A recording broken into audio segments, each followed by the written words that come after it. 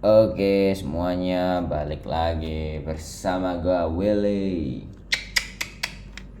Ya, sorry lampunya keterang lagi nih. Balik lagi ke background biasa. Latar belakangnya ini biasa ya. Oke, jadi langsung aja yang ingin gue bahas kan review. Gue kan bahas dua pertandingan aja ini review. Yang gue bilang kemarin di preview ada Manchester United versus Everton dan Wolves versus Chelsea. Oke, gue mulai dari MU dulu deh. Jadi gimana sih MU? Ya, jadi MU tadi pertandingan yang yang cukup ya standar sih kalau bagi Manchester United ya. Karena pertama lawan lu sekelas Everton, men. Everton peringkat berapa? 16. Gila, ini tim. Insyaallah.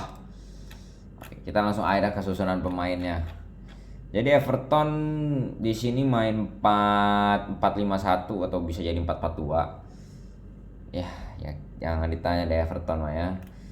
Kita bahas MU-nya aja deh, kita lebih fokus bahas MU aja. Jadi MU seperti biasa main 4-2-3-1, ya kiper De Gea tetap, dan sedikit perubahan kanan kali ini yang starter Wan Bisaka. Menurut gue sih salah satu opsi bagus juga karena kan kalau kita lihat juga belakangan ini performanya Diogo Dalot itu agak menurun ketimbang sebelum Piala Dunia. Sebenarnya performanya agak menaik tuh, agak stabil. Cuma setelah Piala Dunia 2022 Qatar kemarin itu agak drop pas dia balik lagi ke klub. Dan menurut gua untuk pilihan opsi yang lebih bagus saat ini mending Wan Bisaka kita mainin. Semakin lama Wan Bisaka mungkin dulu diragukan pas kedatangan Erik ten Hag untuk ngelatih MU kan. Cuma karena ini back kanan gak bisa passing, kontrol bola aja kadang masih ini kaku lah, karena nggak bisa crossing, nggak bisa, bukan back modern yang kayak zaman sekarang ya, attack sama defense harus stabil. Cuman dia lama-lama membuktikan terutama setelah Piala Dunia sih performa dia sih meningkat banget sih menurut gue, salah satu yang cukup drastis ningkatnya. Jadi bisa dibilang dia saat ini posisi pertama untuk bek kanan kalau menurut gua. Walaupun awal-awal gue sempat ragu apakah datangan Erik ten Hag jadi sebagai pelatih baru Manchester United ini akan mempengaruhi membuat posisi Wan Bisaka sebagai bek kanan utama sebelumnya itu terancam. Bener sempat terancam sebelum Piala Dunia, cuman sekarang performanya lama-lama meningkat ya. Saya harapnya konsistensi untuk kedepannya. Kita dulu. Oke. Dua center back kali ini ada Harry Maguire sama Lisandro Martinez ya. Oke lah, Maguire kali ini akan main ya, sekali-sekali boleh lah Maguire main.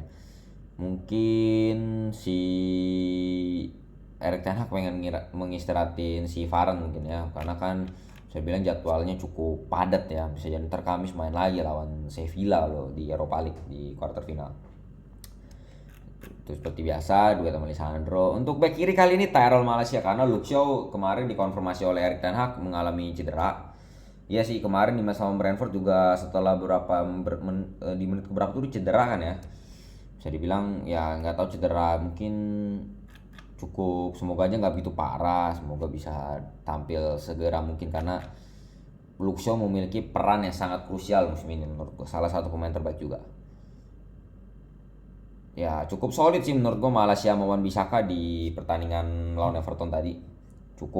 Pokoknya cukup enak lah back kanan back kiri perform back kanan back kirinya MU kali ini cukup enak untuk ditonton, untuk cukup pokoknya sedikit jarang melenceng lah gitu, bisa dibilang bagus. Dua center backnya juga solid menurut gue, Maguire, Lisandro Martinez solid, dan kiper De Gea juga ya solid bisa clean sheet. Sekarang De Gea kalau nggak salah udah 13 kali clean sheet, sedang bertarung untuk Golden Glove di IPL bersaing dengan Nick Pope ya, kiper Newcastle.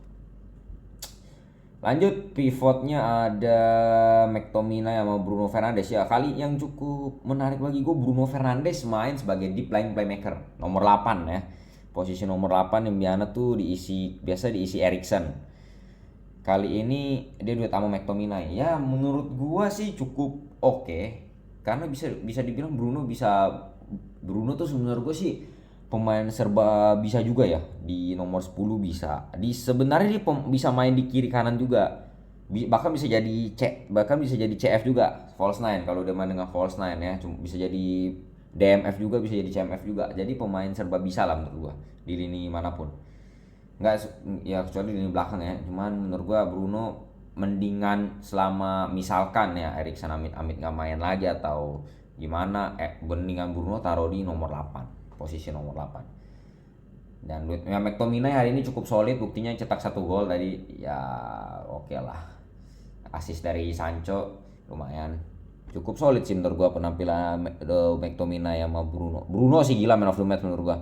Itu benar-benar turun ke bawah, jemput bola, build up dari belakang ke tengah, kasih umpan bola ke depan. Gila bener-bener nih pemain, main terus dari zaman Ole, bisa dibilang gila, nggak capek-capek.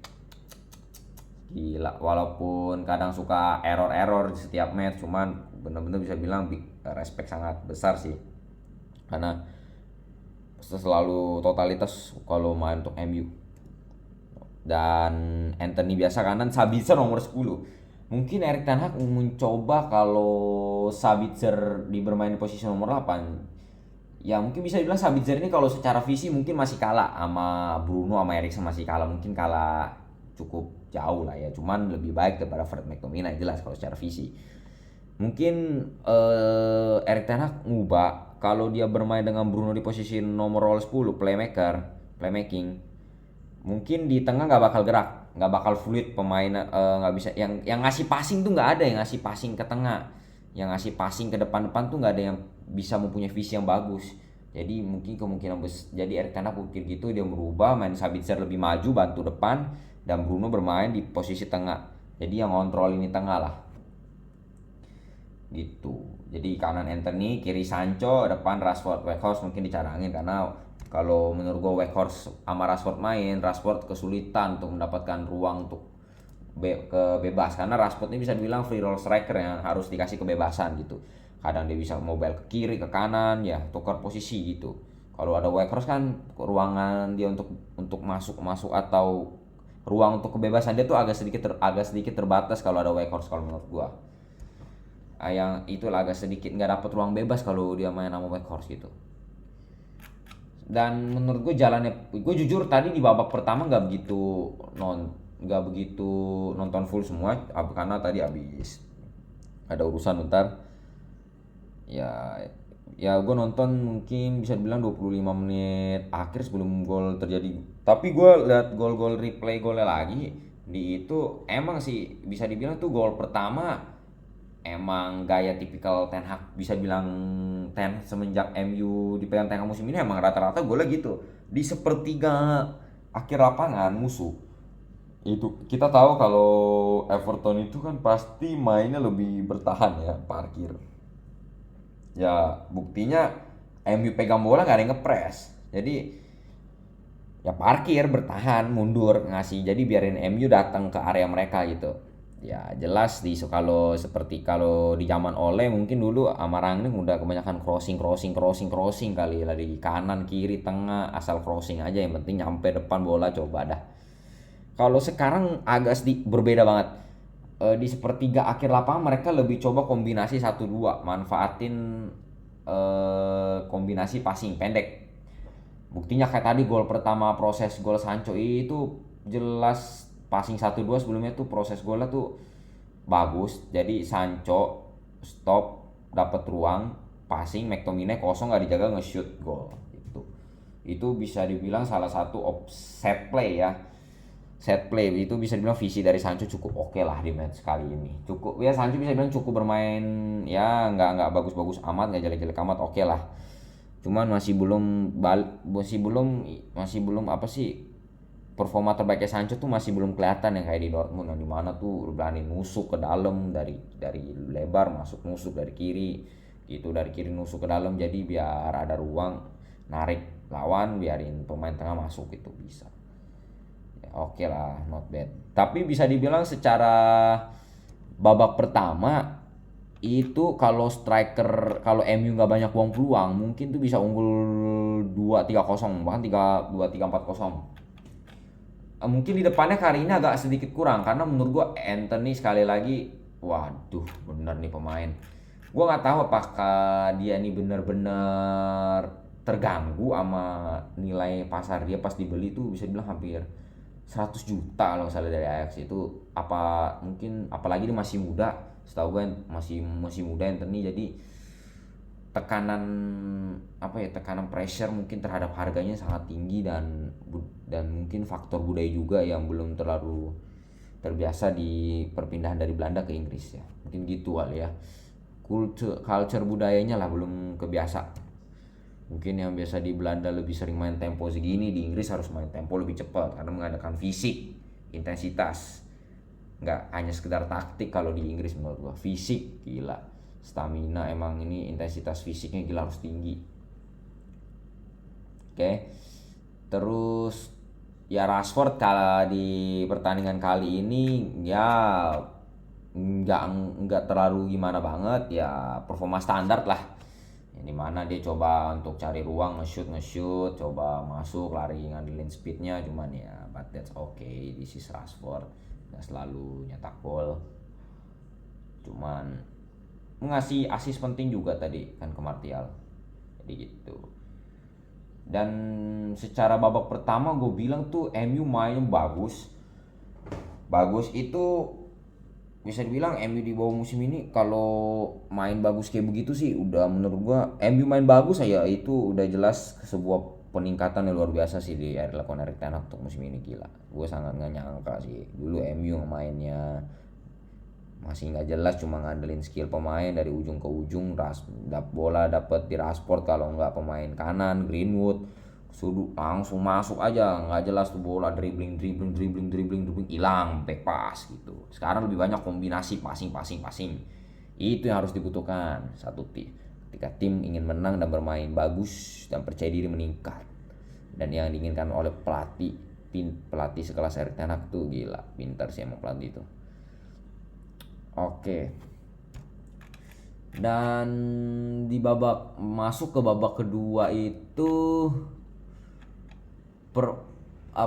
pemain MU mungkin lebih sedikit error menurut gua. Kan ada beberapa passing salah. Mungkin kalau nggak banyak passing salah mungkin pemain bisa jauh lebih fluid, lebih enak dilihat, lebih fleksibel, lebih enak dilihat lah pokoknya, lebih fluid gitu. Lebih halus gitu mungkin mainnya. Everton mau nggak mau di babak kedua tuh harus keluar, nekan kan. Ya cuman balik lagi, kualitas pemain Everton ya sebagus apa sih, orang ngepres aja setengah-setengah gitu.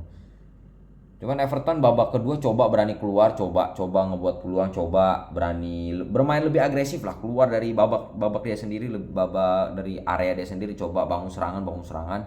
Cuman balik lagi ya, ketika lu ingin bermain gaya yang berbeda tapi squad lu nggak memenuhi kapasitas untuk bermain seperti itu, ya meledak tuh, nggak bakal bisa jalan. Maksudnya kalau jalan pun juga ya kualitasnya ya gitu-gitu aja, mentok, nggak ada pemain pemain pembeda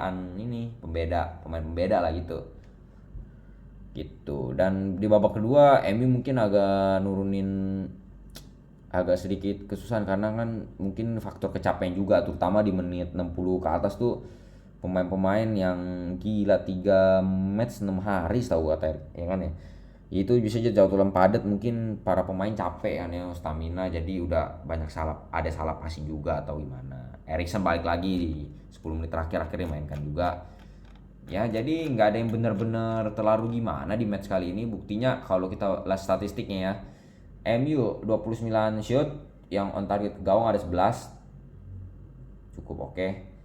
Sementara possessionnya 64-36, MU ngasih 64 jelas. Jadi akurasi passing bisa bilang 87%, jadi not bad sih kalau menurut gua ya. Ini data via Google, data statistiknya. Oke, kalau kita lihat Everton 15 shot, yang on target ke gawang cuma 1. Itu mungkin tendangannya siapa tuh yang tadi on target ke gawang ya, lupa gua. Dan penguasaan bolanya tuh possession bola cuma 36%. Oh ya gila, apa yang lu bisa harapin? Akurasi passing aja lu di bawah 71% ya. Jelas kalau pemain tengah lu, oh, David McNeil, Onana, Ivan Gueye PSG, Alexander Iwobi, mantan pemain Arsenal nih, waduh. Ya wes dah, harapin apa aja pemain. Harapin apa dengan skor begituan. Jadi gitu sih, nggak ada yang gitu-gitu gimana dari permatch kali ini. Cukup senang, 3 poin yang penting untuk match kedepannya, apalagi kita lihat rival-rival lainnya tuh, siapa tahu kalau menang kayak Spurs gitu kan, bisa Newcastle kalau menang bisa panas lagi top 4. Top 4 lebih panas daripada yang di peringkat 2 sama 1, perebutannya lebih sengit gitu. Oke, itu aja tentang MU. Lanjut ke Chelsea. Chelsea kalah, menelan kekalahan 1-0. Yang udah gue bilang, gue jujur lihat permainan Chelsea terutama di babak kedua ya, gue bener-bener lihat. Kalau kita bahas babak pertama itu, menurut gua Wolf lebih banyak melakukan penyerangan terhadap Chelsea. Gila ya lo. Bayangin Wolf babak pertama bisa dibilang serangannya jauh lebih banyak pada Chelsea. Gila, kalau kita lihat starting lawan Chelsea ya. Itu yang main kayak kiper Kepa, back kiri Cucurella, duo center backnya Koulibaly, Wesley Fofana, back kanan Reece James, tengahnya itu ada Kovacic, Enzo Fernandez sama Conor Gallagher. Conor Gallagher nih, aduh, pemain dari mana anjing ini? Menurut ini pemain passing banyakan salah gue liat. Terus depan ada Felix main di kiri, Joe Felix, Kai Havertz di tengah, Sterling main di kanan. Yang gue bingung kenapa Kai Havertz gak diganti, mending lu mainin Aubameyang coba dari awal. Aubameyang coba deh lu pasang, karena Aubameyang udah lama gak main menurut gua. Udah lama banget gak main. Terus untuk tengah mau nggak mau ya nggak ada N'Golo Kante, katanya sih untuk kata Lampard N'Golo Kante mau nggak dibawa karena ada alasan istirahat ya, mungkin buat persiapan lawan Real Madrid di 8 besar ntar ya. Cuman kalau tengah lu Kovacic, Enzo, Gallagher, kalau penggantinya di cadangan nanya Loftus-Cheek, Denis Zakaria, ya apa yang mau lu harapin ya kan. Cuman balik lagi, ini kalau squad begini seharusnya sih bisa banget menang. Kalau secara babak pertama itu Chelsea bener-bener aduh, serang melulu. Itu bener-bener bisa dibilang peluang tuh lebih banyak di Wolf. Sampai golnya Matheus Nunes itu bener-bener golnya volley keren itu. Bener-bener keren itu gol volleynya Matheus Nunes. Gue gak nyangka loh. Itu gol bagus banget sumpah. Jadi ya bisa dibilang menurut gue Lampard belum bisa menemukan performa terbaiknya Chelsea. Apa yang terjadi di Chelsea ini belum bisa diituin Lampard di match pertama kali ini. Nah, kalau kita bahas di babak kedua, Chelsea lebih agresif, lebih keluar. Karena lu udah ketinggalan, mau gak mau lu harus ngejar skor yang ketinggalan itu. Lebih keluar, lebih agresif, main lebih agresif, lebih ingin cari gol. Mereka coba bangun serangan dari Wesley Fofana, Koulibaly kan, bangun oper ke tengah. Tapi ketika sampai depan itu bola, tadi momen dimana gue ingat Sterling dapat bola dari Gallagher kanan, itu harusnya dia bisa langsung passing ke Felix langsung. Cuman dia agak sedikit tahan, dia passing, agak sedikit hold, dia passing ke Gallagher shoot ya kena pemain Wolf, jadi ya tetap ke deflect, buang gitulah ya. Lalu banyakkan crossing juga dari Reece James, belakang juga kebanyakan serangan Chelsea itu dimulai dari kanan, di kiri bisa bilang mati. Felix ditarik ganti Pulisic masuk, menurut gua Pulisic gak kelihatan sama sekali juga. Orang masuk kebanyakan serangan dari kanan, gue lihat tuh mulainya. Bingung juga. Lalu Havertz tarik, Aubameyang masuk kan habis bentar kita lihat pergantiannya. Tadi itu siapa aja yang diganti?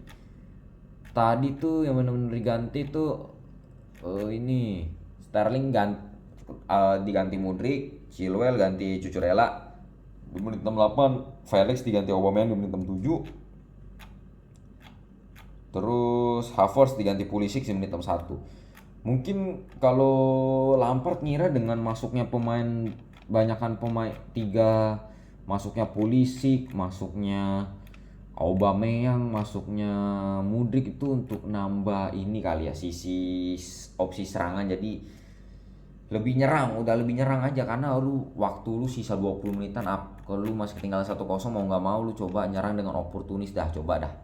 Ya kan? Dan ke tim lu pas itu dalam waktu ketinggalan.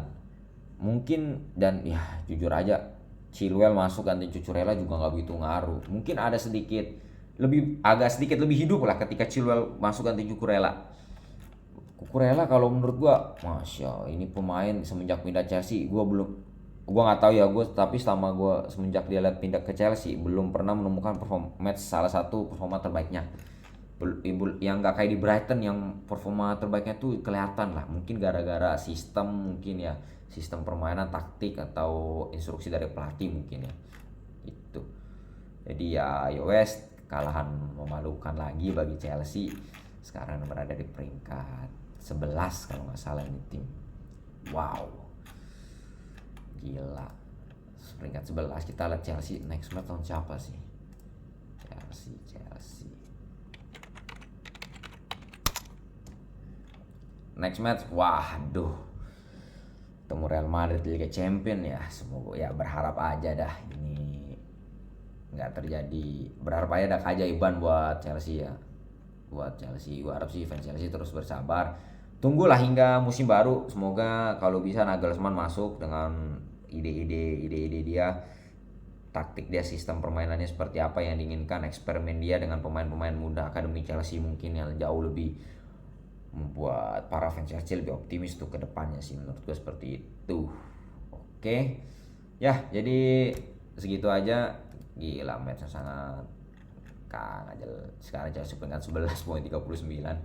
Waduh, ini berat banget buat fans Chelsea musim ini, cuman ya sudah masuk akhir musim ya, mau nggak mau fans Chelsea harus menerima dengan ikhlas, penuh sabar, dan semoga di musim depan kalian mendapat pelatih yang bagus. Semoga aja Julian Nagelsmann masuk ke Chelsea ya, dan bisa memberikan yang terbaik untuk kedepannya.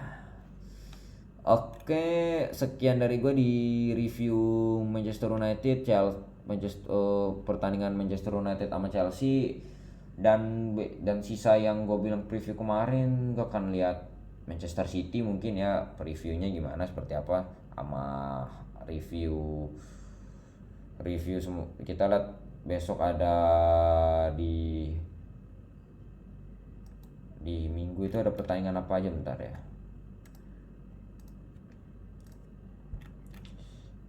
Yang tim-tim besar ada City lawan Southampton. Semoga aja kalau City menang, semoga City menang aja biar seru lagi sih papan atas, maksudnya saling kejar-kejaran gitu. Lalu besoknya ada di hari Minggu tuh ada Liverpool Arsenal. Nah, ini salah satu big match juga nih. Semoga aja dapat memberikan tontonan yang asik. Gue nggak jamin apakah bisa nonton, karena salah satu bentroknya karena gue besoknya sekolah hari Seninnya. Jadi ya harap aja gue bisa nonton ya, walaupun nggak 90 menit, cuman gue harap gue bisa nonton dari satu babak lah. Walaupun analisis gue ntar pasti akan sedikit ngaco kalau cuma satu babak doang ya, enggak ya, cuman gue berharap aja dapat bisa nonton full gitu. Oke, sekian dari gue review pertandingan Manchester United sama Chelsea. Sekian dari gue, terima kasih, sampai jumpa di video selanjutnya.